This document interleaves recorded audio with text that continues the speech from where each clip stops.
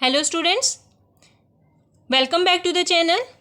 So today's topic is monotonic preferences. अब monotonic preferences में क्या होता है? monotonic preferences में कंज्यूमर्स जो होते हैं वो रैशनल होते हैं, वो इतने इंटेलिजेंट होते हैं, उनको पता होता है कि हमारे लिए कौन सी चीज़ सही है, कौन सी चीज़ हमारे लिए सही नहीं है, किससे हमें ज़्यादा सेटिस्फेक्शन मिलेगा, किससे हमें सेटिस्फेक्शन नहीं मिलेगा. तो इसमें जो कंज्यूमर्स हैं दे वुड बी रैशनल. और इसमें क्या होगा, मोनोटोनिक प्रेफरेंसेस में हम क्या करते हैं कि हमें जितनी भी ज़्यादा कंजप्शन करेंगे हम किसी कम्युनिटी की, उसमें हमारा टोटल सेटिस्फेक्शन बढ़ेगा. Points to be remember, total satisfaction, total utility बढ़ेगी उसमें, not the marginal utility. Last time in the diminishing marginal utility I told you कि जैसे जैसे हमारा कंजम्पशन बढ़ेगा हमारी मार्जिनल यूटिलिटी डिक्रीज होती चली जाएगी. तो वो था marginal utility. This is total utility. जब हमारी कंजप्शन बढ़ती जाएगी तो हमारी टोटल यूटिलिटी, हमारी टोटल सेटिस्फेक्शन जो है वो बढ़ती जाएगी. और ये हम किस में पढ़ते हैं? मोनोटोनिक प्रेफरेंस में पढ़ते हैं, राइट. अब हम मोनोटोनिक प्रेफरेंस में हम ये देखेंगे कि किस तरह से ये सब होगा. अब देखिए, मैंने आपके लिए एक ग्राफ बनाया है, सेम एक्स एक्सिस प्लॉट करा है, वाई एक्सिस प्लॉट करा है. हमारे पास एप्पल्स जो हैं एक्स एक्सिस पे हैं, ऑरेंजेस हमारे वाई एक्सिस पर हैं.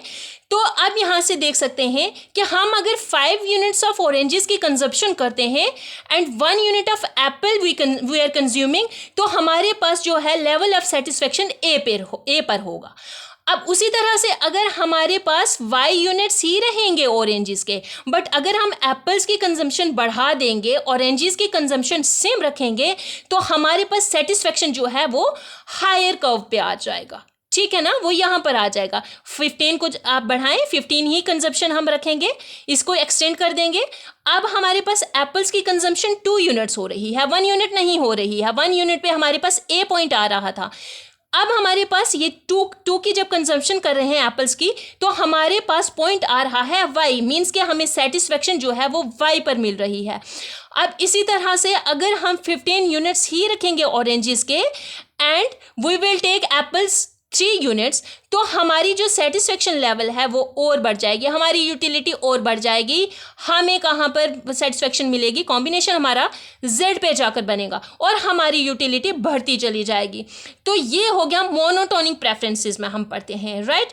अब इसमें ये हमें माइंड में रखना है. This is a very important question of class 11th. इसमें हमें ये माइंड में रखना है कि जैसे ही हम कंजप्शन किसी कम्युनिटी की बढ़ाते हैं उसमें हमारी टोटल यूटिलिटी भी इंक्रीज होती है. And reverse is in the case of marginal utility. Marginal utility में जब हम किसी भी कम्युनिटी की कंजम्पशन बढ़ा देते हैं तो उसमें सेटिस्फेक्शन लेवल जो है वो डिक्रीज होता चला जाता है, राइट.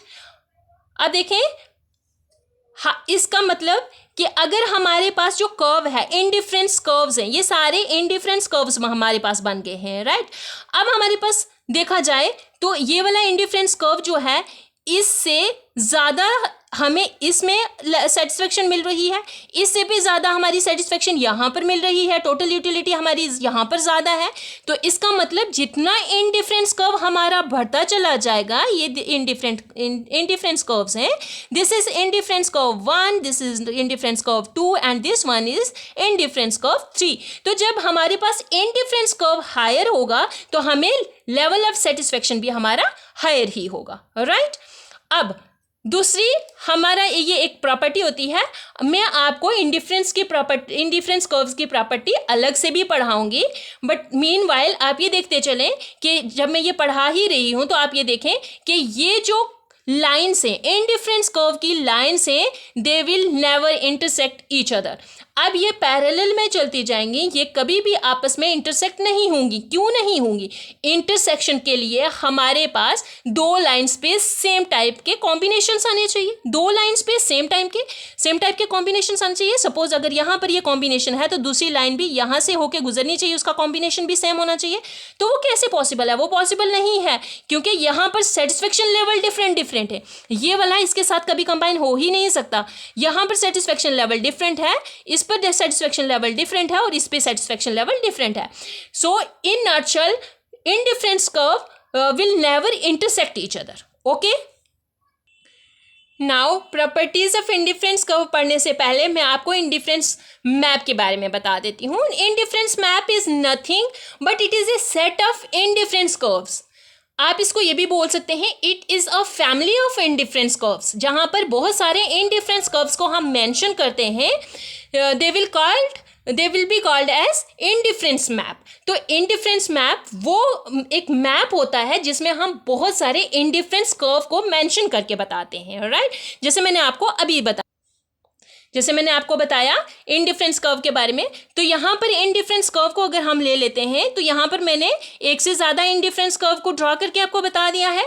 तो एक से ज़्यादा ड्रॉ करने के लिए हमारे पास जब हम किसी भी मैप में किसी भी एक कर्व में ग्राफ में जब हम एक से ज़्यादा इंडिफरेंस कर्व को मेंशन करते हैं तो वो हमारे पास इंडिफरेंस मैप हो जाता है. This is also known as family of indifference curves. No let's move towards the properties of indifference curve. Properties of indifference curve में आपको ग्राफ सामने रख के बताऊंगी so that it would be crystal clear to you. Okay, अब ये same graph मैं आपके सामने रख रही हूँ. इसमें मैं आपको इंडिफरेंस कर्व की प्रॉपर्टीज बताऊंगी. अब इंडिफरेंस कर्व की प्रॉपर्टी आप देख सकते हैं यहाँ पर ग्राफ कैसा है. ग्राफ जो है it is sloping downward from left to right. अब ये लेफ्ट साइड से राइट साइड में जा रहा है और ये डाउनवर्ड स्लोपिंग है. क्यों है downward sloping? Because of inverse relationship between two commodities. Right. Second property is that indifference curve is convex in nature. अब convex in nature means it is away from the origin. जो इसका face है, जो इसका nature है वो it is away from the origin. अब origin से दूसरी साइड में इसका फेस है तो इसको हम कन्वेक्स बोलेंगे. It is convex in shape. अब कन्वेक्स क्यों है? Because of marginal rate of substitution. Marginal rate of substitution क्या होता है dear students? Marginal rate of substitution मैंने आपको पहले भी मेंशन करा है. वो ये है कि अगर हम एक चीज़ को गेन करते हैं for that we have to sacrifice another commodity.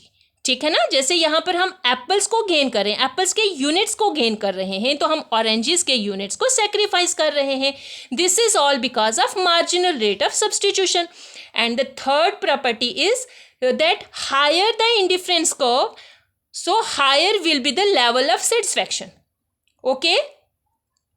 And the fourth one is that any two indifference curve would never intersect each other. Okay. I hope students it will be clear to you. And please in the last I want to request you please like, share and subscribe my videos.